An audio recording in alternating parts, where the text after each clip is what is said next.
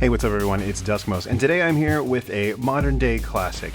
That's right, it's the Shallow Water, and it's from Fairfield Circuitry, our Canadian-based friends to the north. The Shallow Water is awesome for those lo-fi warbles and textures, and if you've watched the channel for any amount of time, you know that I'm a big fan of this kind of device.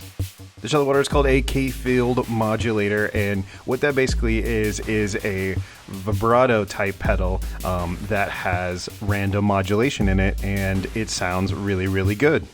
The Shallow Water's been out for a number of years, and I've actually even had it on the channel before when I first had my hands on one for a little bit. And yeah, it was back before I did signal colors proper, and so now that I have one, I thought it would be great to do a full episode on it. The Shallow Water sounds great, it looks great. I love this sort of tumbled metal finish that all the Fairfield pedals come in. Really, really cool, sort of industrial instrument sort of look, and big fan of that. Obviously, it sounds really good, and yeah, it adds a lot of character to whatever you run through it. So let's go through the knobs, controls, I/O, all that good stuff, get it hooked up, and we'll hear how it sounds. This is Signal Colors.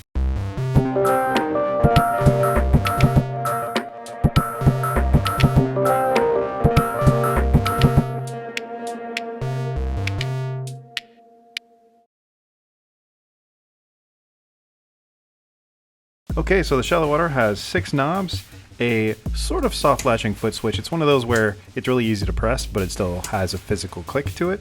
It has an input, an output, and a 9-volt power jack.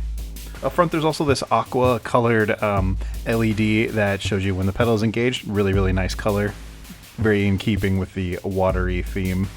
And of course, it's all housed in this awesome looking tumbled enclosure. So the first knob is the rate knob, and that controls the rate of the modulation. So all the little pitch variations and sort of tape kind of warble sounds, that's going to control the frequency of those. The damp is very closely related to the rate knob. This is sort of the, I guess the severity of how the modulation comes into play. So with it all the way down, every time those modulations happen, it's going to be a sharp sort of uptick and downtick of the ramping of that pitch bend. And then as you increase it, those soften, and so it's a lot more of a long wave sort of warble instead of a very quick up and down type reaction. The depth knob controls how deep those modulations go. So with it set very low, then even though you might have a very sharp uptick and downtick, or a very long sort of wave in the modulation, the depth will just control how much that A to B, so how much that bend really goes to and returns from. The LPG is a low-pass gate, and really what that translates to in this pedal, for all intents and purposes, really is just the filter control. Technically, it's a little bit more intense than that. It actually also controls what you'll perceive as a sustain, and then also sort of like the envelope kind of reaction. There's a lot of things that kind of go on with it, but really what you notice more prominently than anything else is the filter cutoff. Mix, as you'd suspect, goes from fully clean to fully wet, and then when you have it somewhere in the middle or just blending in some of the clean signal, that's kind of how you'd get your chorus tones, and we'll hear some of that in the demo. And volume is the volume of the output of the pedal. In the manual it says 12 o'clock is roughly unity gain. I noticed that even with kind of adjusting some of the internal controls, which I'll talk about in a second, you still kind of might have to adjust it, overcompensate, boost it a little bit or cut a little bit, depending on kind of how hot your signal is and what you're using it with. So as I just mentioned, there are a couple internal parameters as well that you can control. There's a trim pot that lets you adjust the LPG value, and it's kind of recommended, I think, that you don't mess with that so much.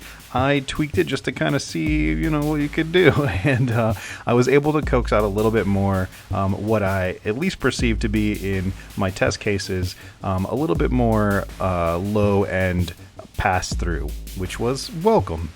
And there are also some jumpers that you can move the pins around, and there's like a boost and a pad. I adjusted those as well. Again, you kind of flavor it to what you're using it with. It's really nice having those built in. So that's basically it for the knobs, controls, I/O, all that good stuff. So now let's get it hooked up and hear how it sounds.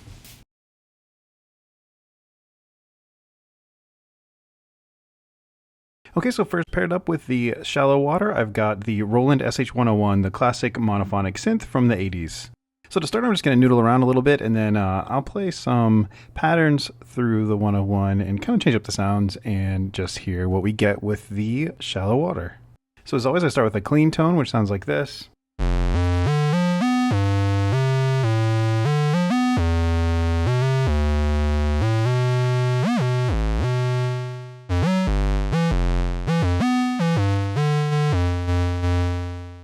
So that's what that sounds like, and I'll go ahead and introduce the shallow water.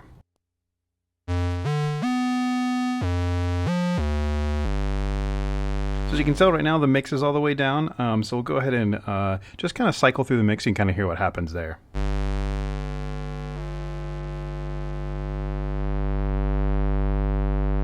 So you can hear it kind of goes through sort of a chorus moment.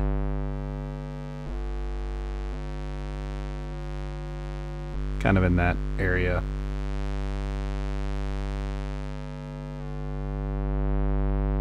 And then all the way mixed in. We've got the filter set, so it's wide open. And that's cut pretty low.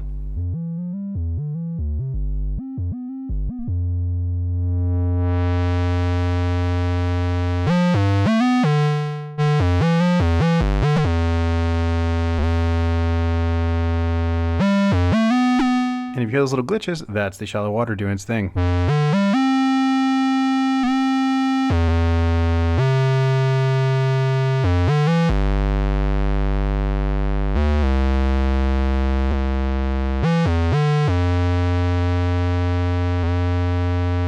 But you can see the rate is very low.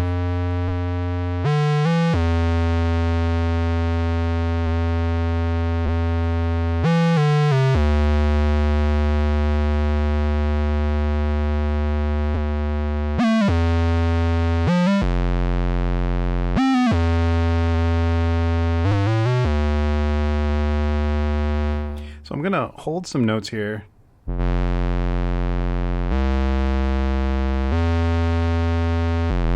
Just let it cycle through. But listen to what happens when I change up the rate.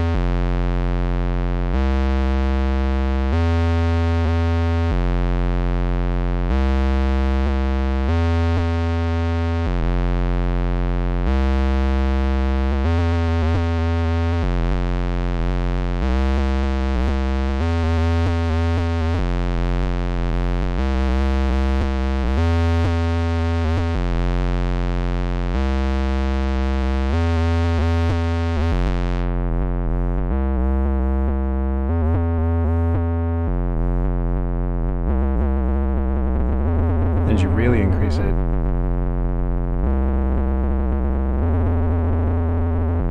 it gets pretty intense.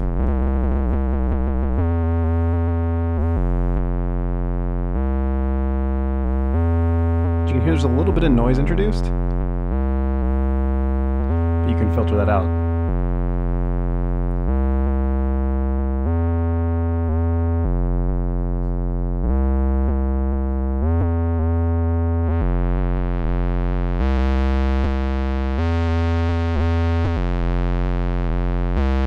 Here, those glitches are pretty intense and short. So if you increase the damp level,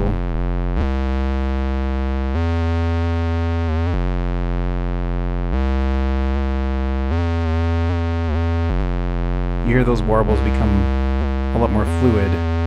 Pun intended, haha.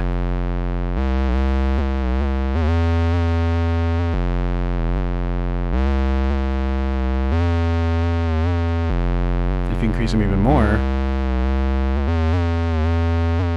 it gets very loose and warbly.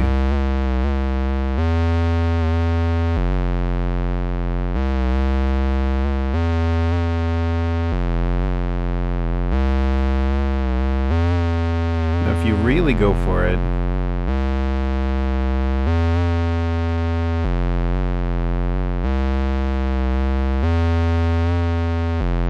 then they really smooth out, which is interesting.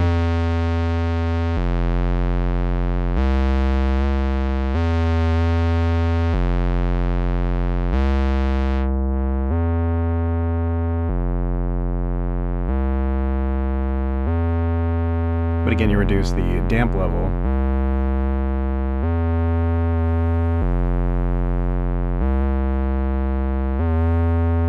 Filter out the noise again.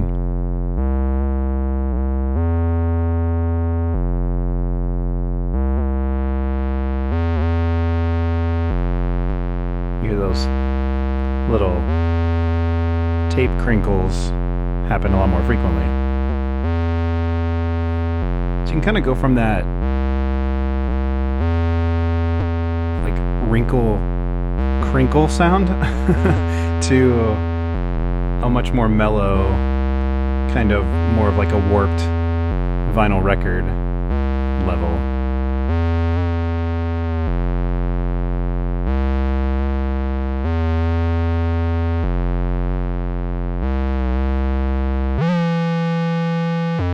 Bring it up an octave.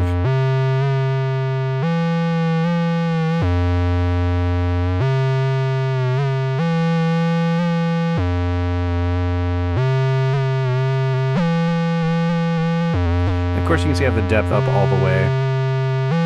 For me, I like it there. You really can sense the effect a lot more that way.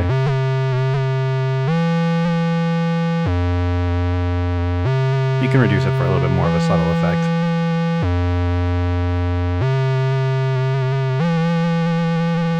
But then you max it out.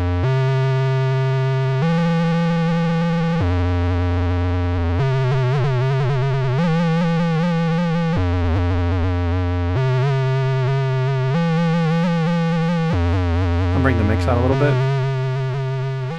Actually, a lot of it. So you're in that chorus range. You do notice you lose a little bit of volume. You can compensate for that with the volume knob.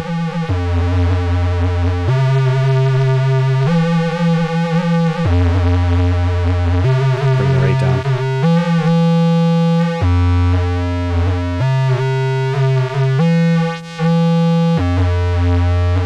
Stuff.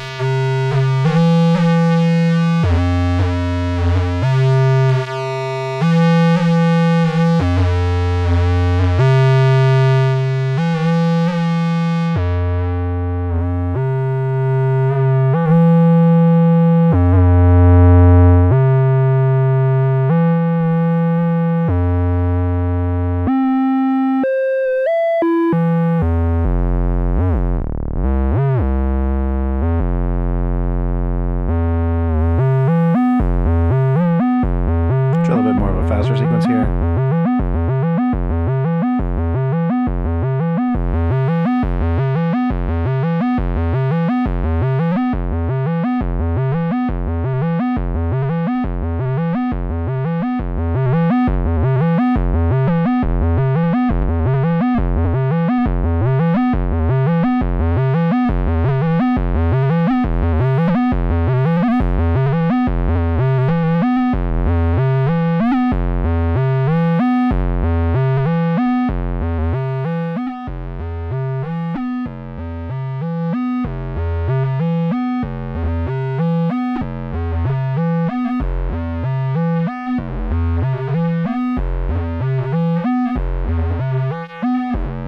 It's definitely a cool range of sounds you can get.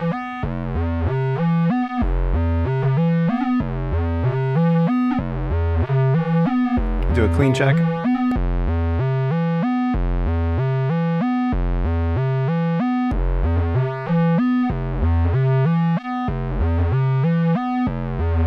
Smooth out the dampening.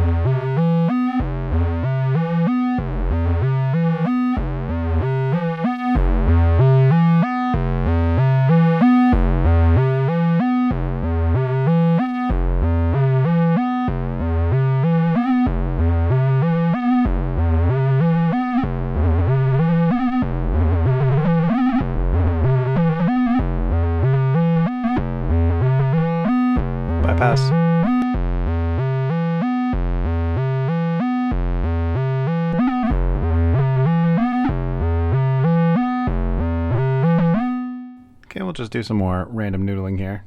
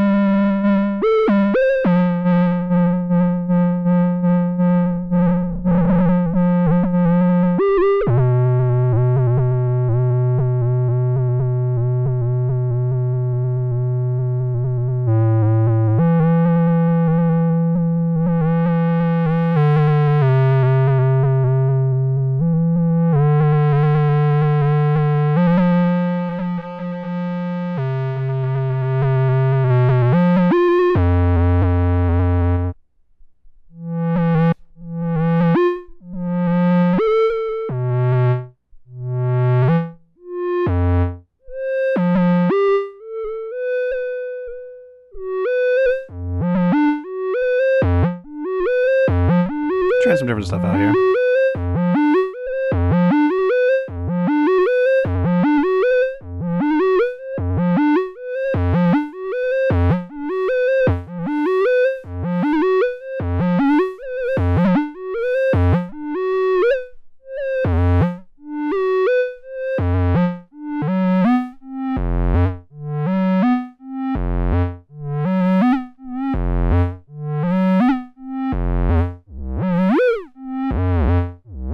Using the bender over here.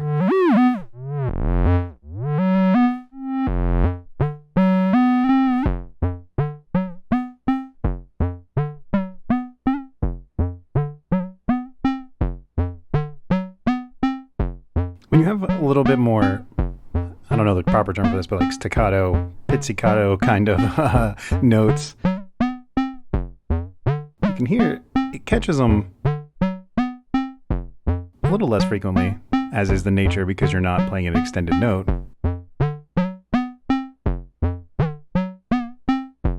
But it's cool when it catches them.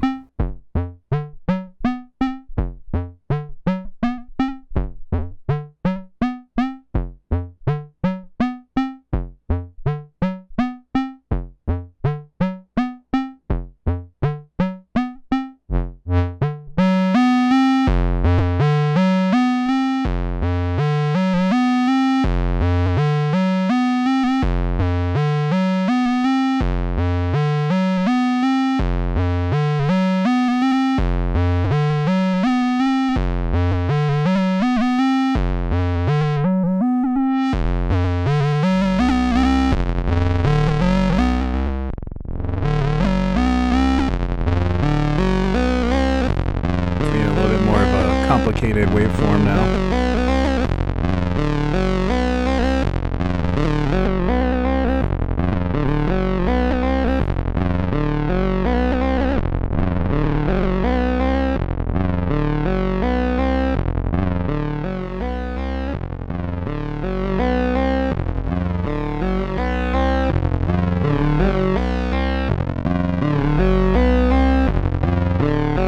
Bypass.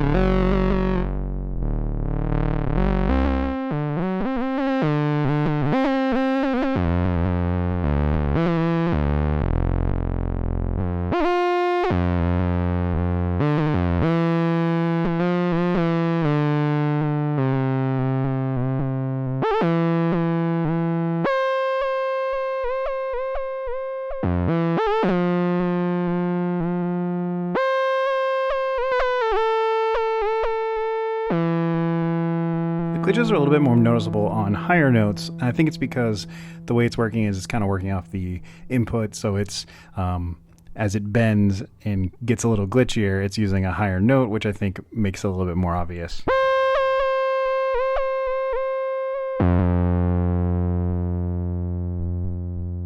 Or so that's my experience.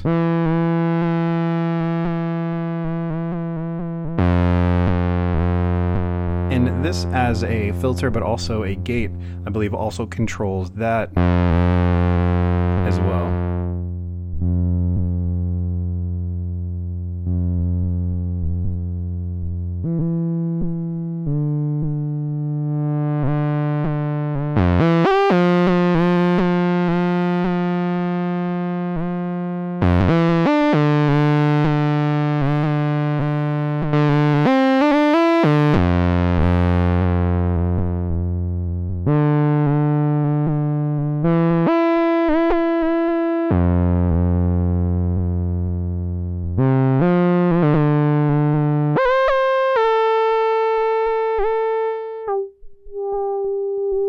Change up the sound.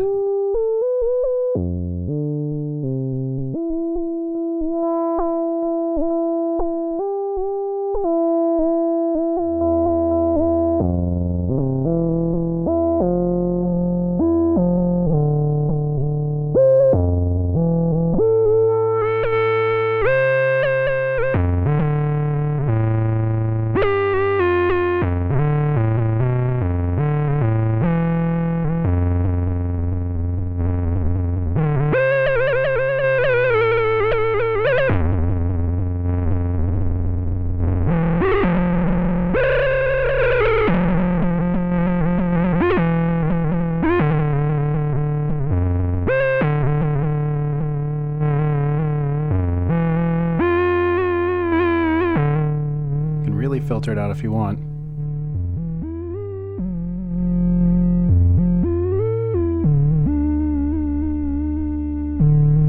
And hyper boost the volume to compensate.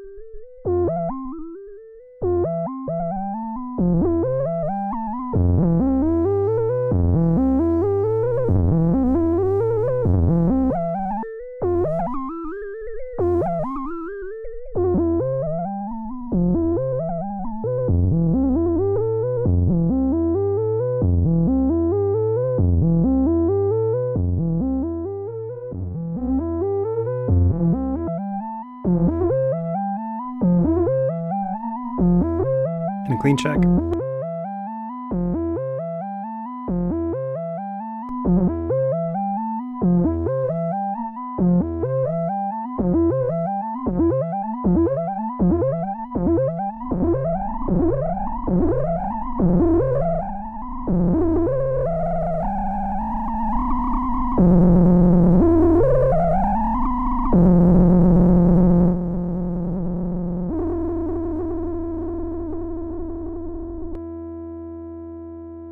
And there we go. That is the SH-101 with the Fairfield Circuitry Shallow Water.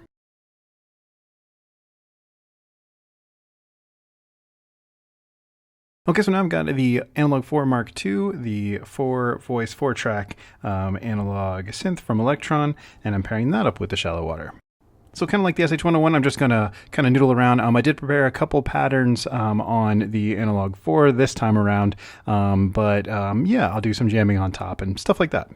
So to start off, I kind of have a held note kind of pattern, just so we can, again, hear what the shallow water does with some longer sustained notes. So here we go.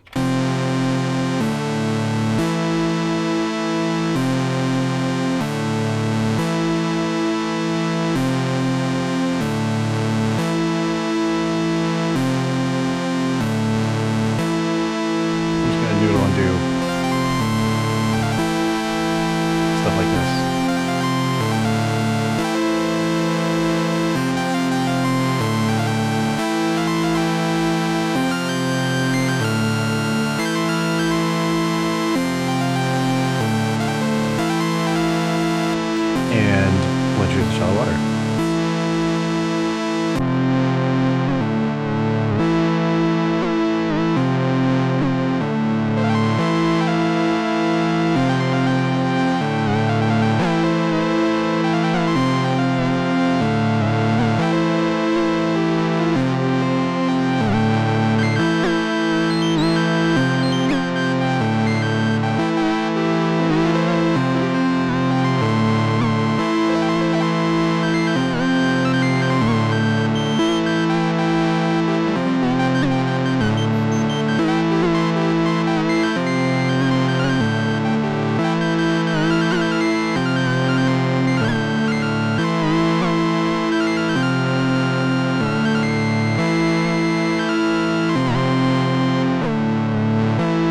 Really have it filtered pretty heavily. Just clean.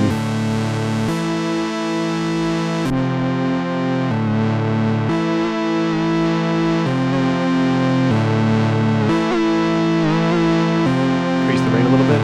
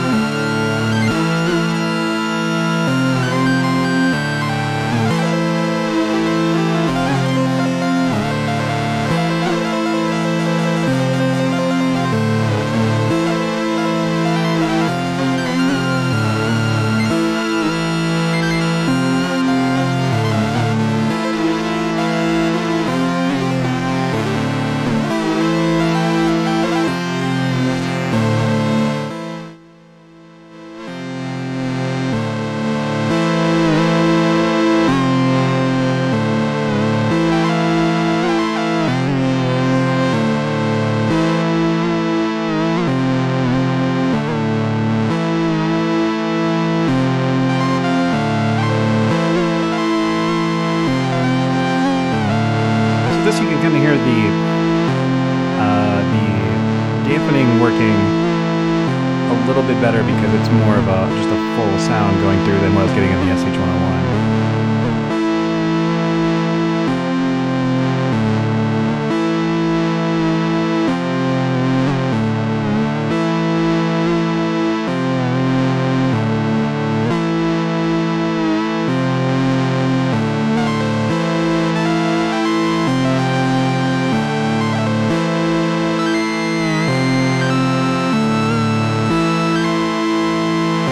Sounds like I'm doing pitch bends.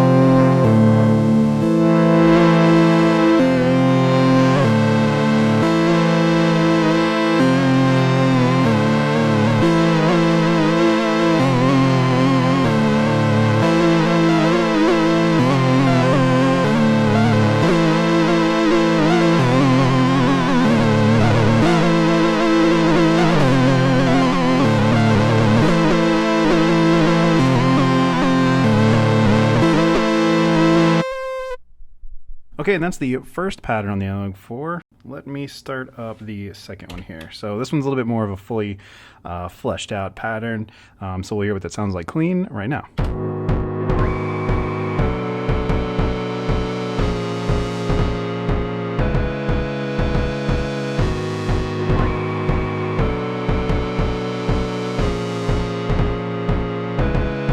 Let's go ahead and shallow water it. Introduce it to the water.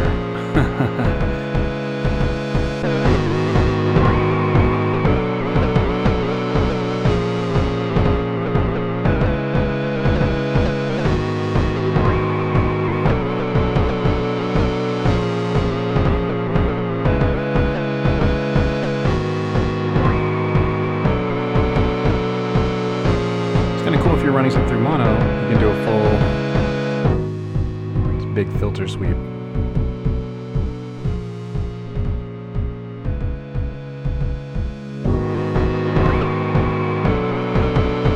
But you can still hear some of the clean coming through because the mix wasn't fully maxed out. There we go.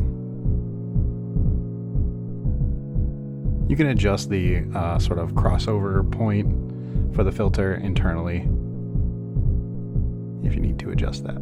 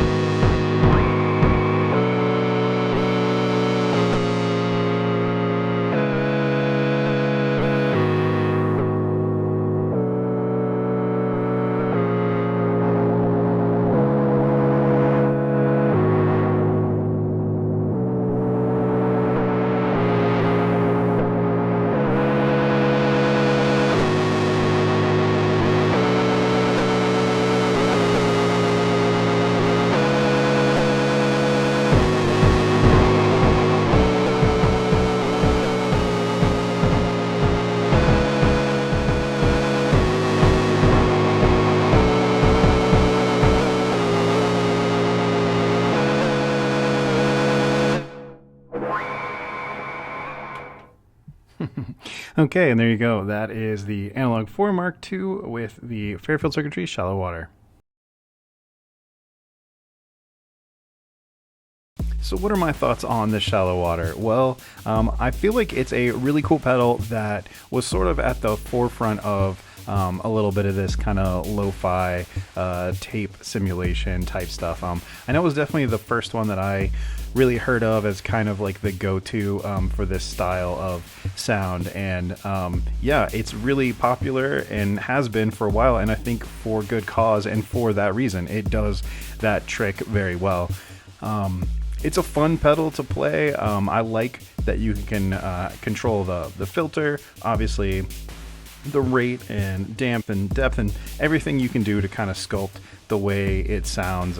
Is handy to have those controls on deck. Thoughtful to have the boost and pad jumpers inside as well. Definitely a nice addition that makes this a little bit more versatile than the average guitar pedal. I think the sound quality is really good. I do like the effect that it affords. It's really cool. Obviously, like the aesthetics are really on point as well, and yeah, it's just a really cool box.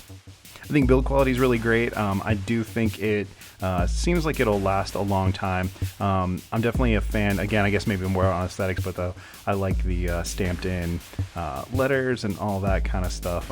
Really kind of a cool look and feel, and adds to the overall experience if you ask me. The Shallow Water is built like a tank. I really like the aesthetic, of course, and these knobs with the little, I think they're called like chicken head knobs or something like that. I don't know. Little beak looking things, but really cool. Really have a little bit of that old scientific equipment, Bakelite style knobs, and that's really cool. I think with the Shallow Water, subtlety is kind of the name of the game. Even though it's a pronounced effect when it's on, I think when you're tweaking it and kind of, you know, getting your own sound out of it, there's not the widest range in the world, but it even says that in the manual. Like, it's kind of all about less is more, and the Shallow Water kind of being one of the premier versions of this sort of effect. And yeah, subtlety wins sometimes. It just does what it's supposed to do, and it does it well. It gives some of that sort of vintage charm and warmth and filtering and lo-fi-ness that is such a cool sound. I definitely think there's a version of this kind of sound out there for everyone, but I do think that this one is a staple and around for a reason. It's a great option and definitely worth checking out. So that being said, really cool. Thanks so much for hanging out, and I'll see you next time.